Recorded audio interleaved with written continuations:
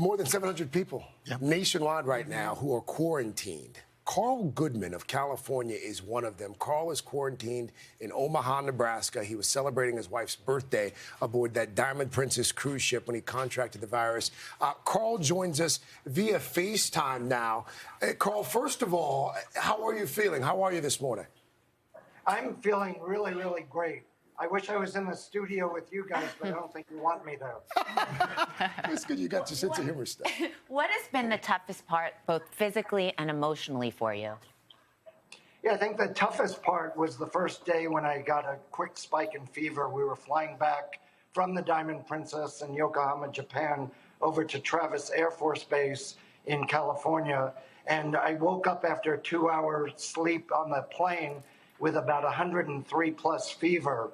They yanked me into quarantine over there, and then getting back from Travis, I landed, and then they took me to the biocontainment center here in Omaha, where I stayed for 10 days. And now I'm over here at a lower level of care. So I think just being removed, I've been removed from my wife now since February 17th.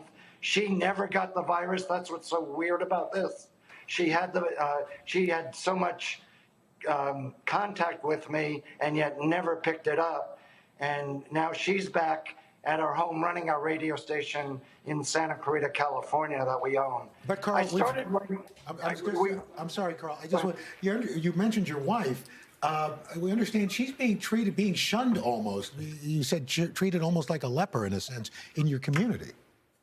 Yeah, it's been really weird. First, when we went public with with a blog on hometownstation.com, and when we went public and people realized we were going to fly back from Japan, we started getting death threats. People and lots of people wanting us to stay, not come back, not realizing or understanding that we were safer in Omaha being quarantined in the biocontainment area than remaining on board the Diamond Princess. When we got back here, when she got home, 95% of Santa Clarita's embraced her in open arms, but that 5% don't want her coming around to their businesses.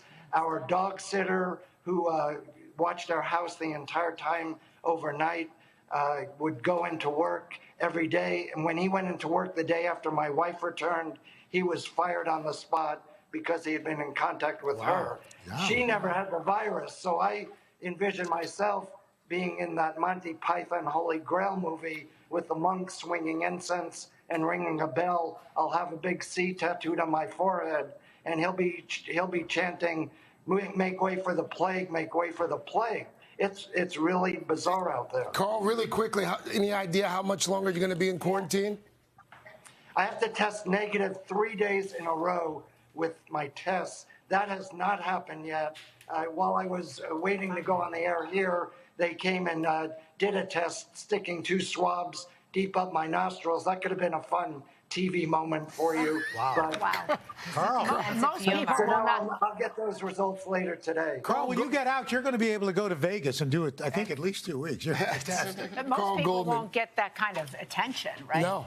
Carl, thank you, by the way. Yeah, And thank stay in you. touch with us, please. We want to continue to follow your story. Hey, Natalie, really quickly, Carl mentioned, he was tested once. Then he's got to be tested at least 3 times. Yeah. So, and they've talked about releasing 1 million tests, and you think that's 1 million people, but it really isn't. If you're talking about at least 4 tests per person. So as of Monday, the World Health Organization is requiring 2 negative tests before saying that somebody is cleared.